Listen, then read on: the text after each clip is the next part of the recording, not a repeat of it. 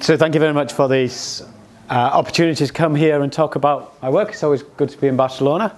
I noticed this session is called Hank and Rank. And so I'm pleased that Javier has already covered Hank and Rank, because I thought maybe his would be the Hank paper, mine would be the Rank paper in terms of really bad and a terrible Rank horrible paper. So, well. Right, this is a paper about two of things that I like a lot: rational inattention and multiple equilibria. And it's by me, and this is a great PhD student who's just starting in Oxford. Sam, do you have the thing? Okay. So this paper was inspired by looking from the sidelines at the people doing rational inattention and thinking, that's really quite cool stuff, and I really like the way that literature works. So we decided to start to understand a little bit how the rational inattention works. So a little bit of this presentation will be the pedagogical bit, where me explaining to you how I understood how the rational inattention works. And then we thought, well, we've got to innovate, and we thought where we saw some weaknesses and some strengths in what they were doing. So the rational inattention literature, I'm sure you've all been exposed to some degree, is about constraining how much information agents can process. So they can't find out all that's going on in the economy. A little bit like a modem we used to have that would only allow a certain amount of information to pass through in any one time. That's a very appealing concept because we have a limited ability to process information. But everybody who works in the rational inattention literature also makes this assumption that agents completely understand the model, completely understand the economic environment in which they are operating.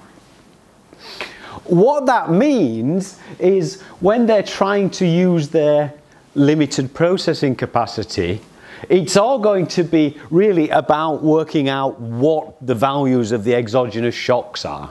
That's what they need to find out, because they know how the model works. So if you know what the exogenous shocks are, you can work out any variable that's relevant for your decision making. So they're actually pretty clever here, that they know that they've got this inability to perfectly process information. They know everything about the economic environment that they operate in. That's the papers that Marcet has got quite famous for, Sims originally. Very, very nice stuff that we like. Martin, so we're saying that the model is the data generating process too? Is the yeah. right model? Yep. So they're completely rational here in that they know the model.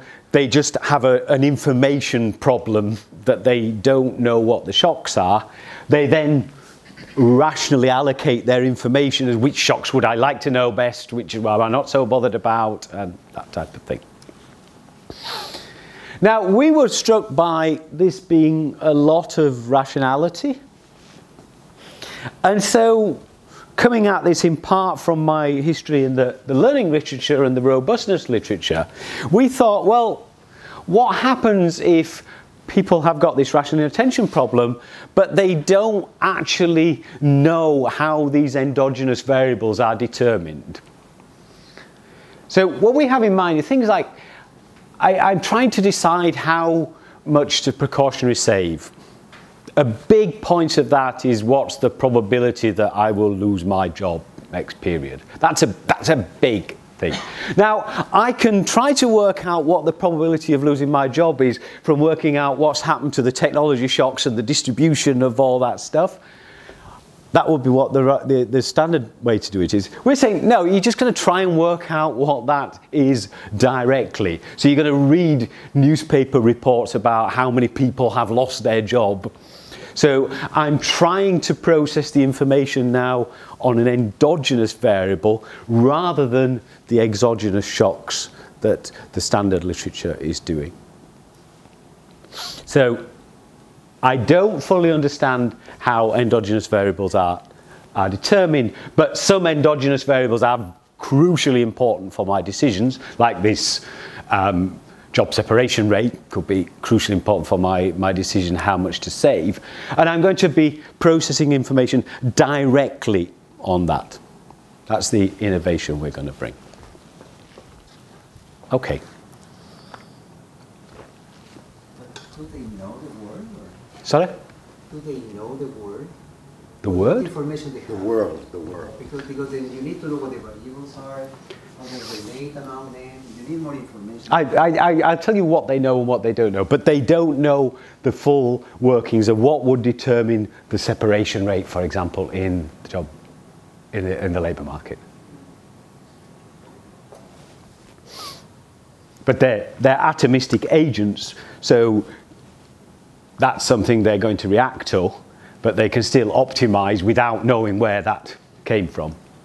A bit like, you know, firms can profit maximize just by observing input prices and output prices. They don't need to know where those prices have actually come from. Okay, we're inspired partly to do this also going back to Sim's original work. So this is a fairly long quote, so just bear with me, but many newspapers report the federal funds rate to 3 significant figures every day at a predictable location in the back of the business section.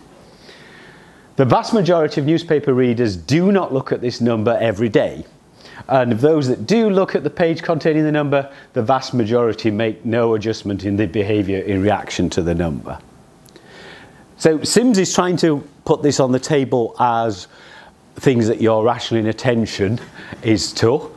I do exactly the same when I'm thinking about exchange rates. I know where it is, but I don't look at it all that often. But putting it here particularly, it's the interest rate he's talking about here. He's not talking about trying to do the shocks that determine the interest rate. This is a person who's looking at the interest rate thinking, oh, what interest rates are, I need to make some decisions. So it's rational inattention over an endogenous variable. Okay, enough of the motivation. Let me get on with some math. The math is going to be very simple, and it's going to make me very naked. So you're going to see exactly where the bits are that you don't like. I've got versions of this where I hide it very carefully by putting lots of noise in the system and so on. But this is a very stark, you'll see where I need to make my assumptions. Okay, so I'm going to do a very, very simple example, and then I'm going to do a slightly more complicated example. So this couldn't be simpler. I'm trying to maximize my utility, which depends on my action, X, and some payoff relevant variable, Y. That could be the separation rate, or it could be the price, or whatever is relevant. So I'm going to maximize that. I've put a little functional form here. X being my choice variable, and Y being the payoff relevant variable. Now suppose at one extreme I observe Y. Then this is a very simple thing to solve. Yeah, people are nodding, thankfully. Even at this late in the afternoon, you would just set X is equal to Y over 2. That's just the simple solution to that. If you were able to observe pi perfect information Y. Suppose you couldn't observe Y at all, but you put some prior on Y, and we let the prior be uniform on 0, 1. Then you'd set X equal to a quarter. Because you just maximize the expectation of that by setting a quarter. So if you've got no information, you can't condition on anything. You take the same action irrespective of what actually is the true value of Y underpinning, and you choose that action to maximize your utility. So just to make very clear what's happening here in both these cases, it's telling you how the truth, which is the Y, maps into the action. Here the truth is known, so it actually directly affects the action. Here the truth is completely unknown, and so it has no effect on the action. All very simple. Forgive me, I'm not meaning to insult you. I know you can all solve this one. I put it there because I want to show you the rational inattention problem. So the rational inattention problem is one about choosing how what the truth underlying maps into your actions. So you can think you're choosing a distribution between the truth and actions. It typically won't be a one-to-one, that everything that happens in the truth maps to one action in your choice, because you don't have perfect information about that truth. So there might be a whole bunch of stuff that if it's true, you'd actually prefer to do the same thing, because you can't actually determine those from each other.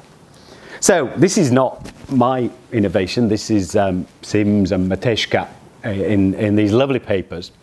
But essentially, you're choosing this distribution from truth to actions.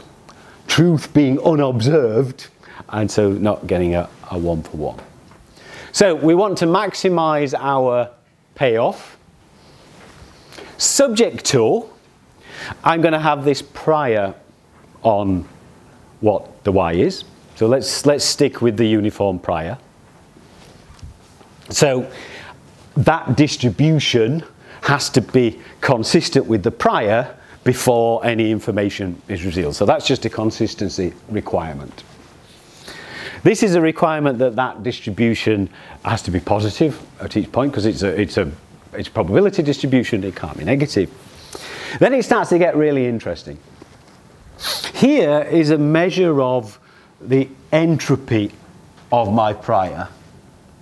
And here is a measure of my entropy of my posterior, the posterior being this distribution that I'm choosing.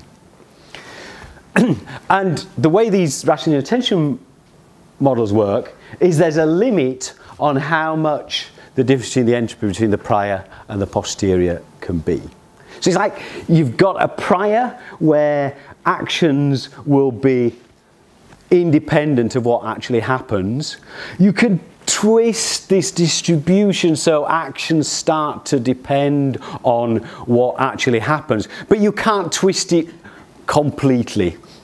There's only a limited amount that you're allowed to twist it, and that's this information processing constraint. So you can't work out properly what the truth is. If you could work out properly what the truth is, you'd go back to the perfect information and you'd make sure that your action actually maps straight onto the truth. So you can get away from this uniform prior, but you can't get too far away. We measure entropy, like these Matejka Sims, by this particular function. That's nice because it gives nice properties. Why isn't the absolute value that the difference has to be within kappa? Because you would always choose to reduce the entropy. That's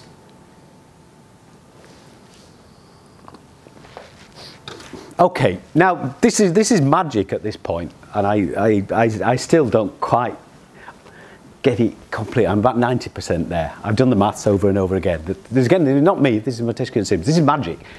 Solve that problem, and you end up with this lovely discrete and logistic form for the solution. So here it is, and easier for me to just show you and discuss what happens. So what you're doing is you're choosing this mapping from the truth to your possible set of actions. So on this axis we've got the truth. So this is what's actually happening in the economy, and here's your action. So the best thing you can do when you've got a rational inattention constraint is, if y is very, very low, you're going to choose an x of 0.1 almost all the time. Very, very occasionally you'll pick a 0.4 or something.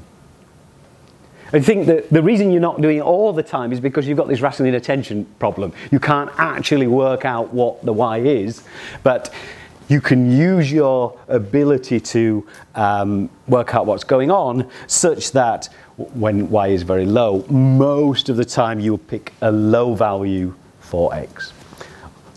Opposite wise, if y is very, very high, you'll pick a high value for x almost all the time. But then there's some intermediate values of y around 0.6 or something, 0.5, where sometimes you'll be choosing the low one, sometimes you'll be choosing the high one. What you're doing here is you're essentially putting a sensor into the economy to say, should I go high or should I go low? When y is close to 0, the sensor is almost always telling you go low, go low, go low. When it's up here, the sensor is telling you go high. When you're in the middle, it's giving you a bit random. But sometimes it's saying go high, sometimes it's saying go low. And you can't distinguish at that point. Did you have something else? Just to understand, given y, the integral over x is equal to 1? Yes. Okay. Yeah, exactly. That's why this is very close to 1, that's very close to 1, and in the middle they're very close to a half. That's exactly what's going on. But, something that always puzzled me a little bit about it. I knew I'd end up trying to explain all this before I got to mine, but come on. No, yeah. Because there's an alternative interpretation, which is where Chris started off originally, then he shifted his joint distribution thing, which is we can think about this as how precise do I want my signal y to be, and then to choose deterministic actions as functions of the signal. Yep. It's possible to take this formulation and translate it into Yes. the precision of the signal. Are you going to show us that? I'm not going to show you that, but I accept that that's another way of thinking. It seems like a more natural way of thinking about it, rather than, because I'm trying to think to myself, what did I, Okay. suppose I saw y, why did I just choose the right value of x? Why did I randomize over x? But that's not the right Yeah, interpretation. I bet the right interpretation is I scrambled the signal on y. Yeah. So I think of this as a little bit like working out decentralized equilibria. That this is sort of the social planner, and we've got to work out exactly what you would try to watch under that. Sorry, Nobu. The one I thought, and then I said that I understand your stuff this way, and Chris seems not quite right. But the one I understand is, suppose you don't know what is the y. And I at least want to know higher than half or below the 0.5. Yep. And if we got enough, I got enough information, it's below half, I just choose the. Yep. Like But in the. But rather than thinking about it as support, Yeah. you can think about it as I can introduce a signal processing device that gives me a noisy signal of y. And then conditional on the signal I get, I take a deterministic action associated with that signal. And so you can map this Exactly. into that signal processing thing, but I've never understood the map. Okay. Okay. Mapping is trivial, no? Suppose you think that the signal to action map is the identity function. Then x becomes the sig. So literally the signal I'm asking for the system is to just tell me what to do. No. Yes. No, it's not, because what it's telling me what to do is a random variable. Yeah, it is. No, that's what I'm saying, the signal. But that's what I'm trying to say. The signal spits out, the machine spits out, do X now. I know I've designed the machine so that it induces this. Yep. I think we're not arguing about things, and within 1 or 2 slides I'm going to do something original, so I'd quite like to get there. No, I was just wondering whether you had something to say about it. Well, I might have lots, but not in this paper. That okay, so this is going on at the individual level. Now imagine then you aggregate up what these individuals do. Well, if y is genuinely low, then just about everybody will be setting the low value. If y is genuinely high, just about everybody will be setting it high. But in the middle, your average will be an average of those 2 things. So if you think of when the truth is actually y, what's going to happen to the aggregate x is going to follow this blue line. There's going to be then heterogeneity behind the blue line because some are going high and some are going low, but you're going to get a blue line like that. The other lines, well, if you give people more processing capacity, then we get to the green. I'll give you an example that says, well, actually this Y thing is a function of the average X that people choose. It's an endogenous variable. That's what it means to be an endogenous variable. So Y is related to X via this particular linear relationship. So I've left on the perfect information red one. Let me finish explaining what this thing is, and before you completely knock me off course. I've left on the blue rational inattention one, and now I'm saying I'm adding another one, which is this black dashed line. Now you can see, I am going to get to you, don't worry. You can see under the perfect information there was only one point at which you could satisfy both these locus. Under the rational inattention, you get multiple. You've got multiple equilibria from bringing in the rational inattention. Yes? Two questions. Now, in this way of looking at the world, G has gone off the way. It's completely. G was what? G was the the exogenous prior that we specified earlier. No, that's still there. So all I've done for the moment is taken that problem, which had got the. So agents are all. So suppose agents all do this problem. Yep. Do these actions. What moves in that equation now? Y is the fundamental. AY plus C equal to X bar. Yep. X bar, you've told us how it's determined. Y is a random variable. Yes. A and C are parameters. Yep. Why does that equation hold? Why is it endogenous? Because it's another equilibrium relationship, that one. No, but that's what I'm saying. Then G is no longer like an exogenously specified prior. Yes, it is. It's not going to be consistent with the outcomes.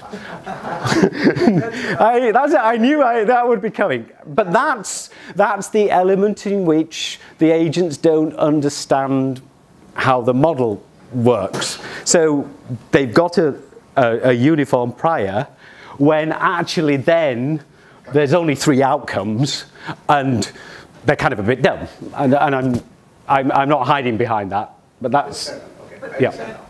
Cannot be that wildly free. Yeah. So I can see the argument. It cannot be precisely the same. Well, but that's. But GY cannot be completely. But that's part of what I said about I'm being very naked in front of you. So I can put noise in the system so that this doesn't look as wildly different. Because our friend over there is exactly right. We've got a prior that's uniform, and there's only 3 values. That's a big discrepancy. But I could build into the model various bits of noise and various bits of things, which would mean that they would be somewhat closer together. An alternative is you can say there may exist a prior that is consistent with this relationship between y and x. Yeah, but there isn't. So we just Ben Habib's paper in Carmetica with Penfrey and this thing, there is no exogenous uncertainty. Endogenously Y moves and A's are rational. They know the correct distribution of Y movements. If you don't know that paper, I don't want to give you that right. Okay, but don't, but we'll part because I've got time, but we'll talk about that. But I'm seeing this as a very stark, very clear. But I can think of ways of blurring it a little bit that I don't want to do. Just to summarize, what I'm getting this out from is I've got the rational inattention, I am keeping the uniform prior, and in a way I've chosen an example that's ripe for multiple equilibria because both of these 2 locus are upward sloping. So if they're upward sloping and I bend one of them, I can get to multiple equilibria. Whereas if one is upward sloping and one is downward sloping, I'm never going to So it's not strategic complementarities, but there's some element that like that. Okay, I want to spend the last 10 minutes or so trying to convince you that this might work in a model that's not just y squared minus x times y, that's got some relationship to things we've seen, and I guess that's why I got in the Hank session. Because we thought about this in terms of Morton and Vincent's work on the Hank model, which there's this big key role played by the job finding rate is the key thing. So if I lose a job, what's the probability I get a job afterwards? Which seems to me that just that sort of endogenous variable that you might try to work out what it is directly rather than indirectly through your knowledge of the model. So they have this DSG model with incomplete markets for unemployment insurance. It's search and matching frictions, it's got a borrowing limit of 0, and employed and unemployed consume wages and unemployment benefits. If you think you've got a borrowing limit of 0, the unemployed are the ones who'd like to borrow, but they can't, and so the employed people can't save, so everybody ends up just consuming their wages or consuming unemployment benefits. So it's very simple. There's some asset-rich people who own firms. I'm going to tell you a little bit more about how the model works in a second, but I want to put this model on the table. This is a picture taken from their paper, where, forget the dashed line here, this is the job finding rate, and here is the inflation rate. Forget this bit over here. And this looks exactly like the sort of world that I've been looking for, where there are two steady state equilibrium relationships and they're upward sloping. So if I just decide to bend the red one, I'll be able to get the same multiple equilibria that I got before. They do get multiple equilibria, but they get multiple equilibria by this trick down here of saying a firm can post a small number of vacancies for free. An informal labour market is what they say. So you can always post some. That puts a lower bound on this job finding rate and actually makes these things, this blue one, cut down here. Now, they're not here in the audience, so we can say this. It seems a little bit cheap to get multiple equilibria through putting a discontinuity into the model. So we were somewhat interested that could we have a better story, or let's say a different story, because they're not here in the room, but there's enough people who know them, and we'll say a different story. So what I'm going to do is I'm going to take away this idea of the very low cost job posting. I'm going to go into this model, and then I'm going to put rational inattention plus this imperfect understanding of how the world works, which is consistent with this prior that I'm putting there. So let's just run through quickly what the model does. It's kind of obvious now what's going to happen. So there's a bunch of firms and there's a bunch of households. Firms set prices and choose vacancies to maximize profits. The firms have got some Rothenberg adjustment costs. To hire people, they have to go through, I'm fine. To hire people, they have to go through a labour market matching, posting a vacancy cost, which is always K, rather than Ravn and Sterk have this 0 for a few. And they have that wages are determined by Nash bargaining. Work that through, solve the problem of the firm, and you get a Phillips curve relationship, which I'm stating here in steady state form. The endogenous variables here are the inflation rate, the wage, and the job finding rate. Set the Nash bargaining, give all the power to the firm. You then drive workers down to their reservation wage, which is the unemployment benefit. The wage is constant.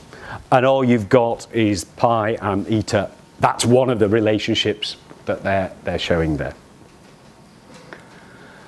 Households sort of get interesting here. Remember, in the basic Ravn and Sterk model, you were not allowed to borrow. And the heterogeneity was here between people who work and people who are unemployed.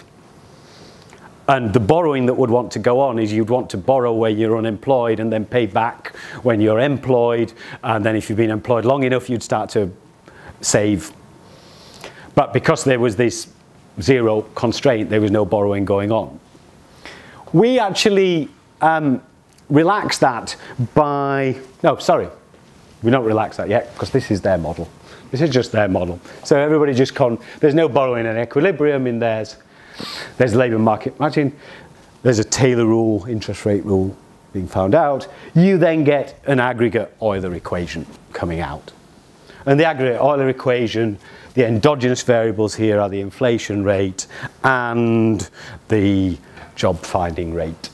So it gives you that second relationship. So just taking away the discontinuity, taking away the cheap posting, that's the Ravn and Sterk model. So you can see what I'm going to do to get my multiple equilibrium. But it is more interesting than that. So I'm going to say that households have got this rational inattention about the future hiring rate. So if you lose your job, what's the probability of you getting a new job? And to make it interesting, to make that matter, I'm going to actually release the constraint and have the employed households can borrow and save from each other. So there's nothing going to be going on between the unemployed and the employed, but the people who are employed can borrow and save from each other. And what's going to happen is it depends if you're pessimistic or you're optimistic about the job finding rate, which side of that market you want to be on. So the pessimistic households, if you think the future job market rate is going to be, finding rate is low, then you're going to save more. And why are the unemployed people going to borrow? I'm confused. So they're not allowed to borrow here. I've just, No, that's yeah, that's, and there's no credit constraint for employed agents. that's true. Yeah, there's no. What they're not allowed to do is go things like, oh, look at the price of this borrowing. That probably means something about what other people think about the job finding rate. So they're not allowed to do anything like that. Which is what you would do as a rational expectations person. You go like, well, if I'm saving at an advantageous rate, is probably like a winner's curse. It's probably because I'm overly pessimistic. Nothing of that is allowed to go on. But once we've got these households that are borrowing and saving within each other, then of course we've got a distribution of wealth that we have to track, and we have to worry about the steady state of that. But that's unfortunately, we've run out of time for me to explain all the details of how that works. But it's, in essence, it's very, very similar to what we had before. So this is the savings decisions of agents who are employed. I'm assuming here that these people have got no wealth at this precise point. And their savings decision will depend on what their rational inattention is telling them about the future job finding rate. So if they're very pessimistic, with high probability they will be saving, and so on. So you specified their prior distribution over eta? Is that something you supplied? Yeah, so that's going on the same, it's a uniform distribution over the eta, just like I had over the y before, which again is going to be very, very stark that that's not going to be true. But what I need to get this to run is it's a bounded distribution, and I need that it's not consistent with what actually happens. And this is very, very inconsistent, but there's got to be some. Yeah, okay. Yeah, it works. Yeah. Can I ask a question slightly? Yeah. So this goes back to the discussion we had yesterday too. Suppose I wasn't here yesterday, so that's unfair. The rest of that was not. Yeah. But you know, the idea is, can you take the rational expectation solution here and say, in some meaningful way, perturb it a little bit and get all this fun stuff happening? Because this doesn't look like a small. No, that I accept is a. It comes back to what Noble said. I think that's where work we've got to do. We've shown, if you like, proof of concept that with a whacking great big difference, right, that's going to happen. But is there ways we can mellow this? So I work a lot on learning. So can you imagine like a constant gain learning process might leave enough space that beliefs are near enough to self-confirming with what comes out, such that any information that's coming and telling you, look, your prior is rubbish, is kind of getting washed away by the forgetting that.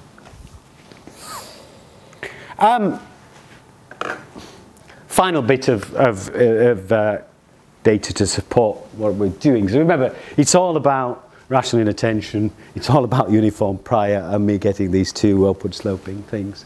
But this is just a plot from survey evidence of asking people what the probability that they lose their job is in the next year.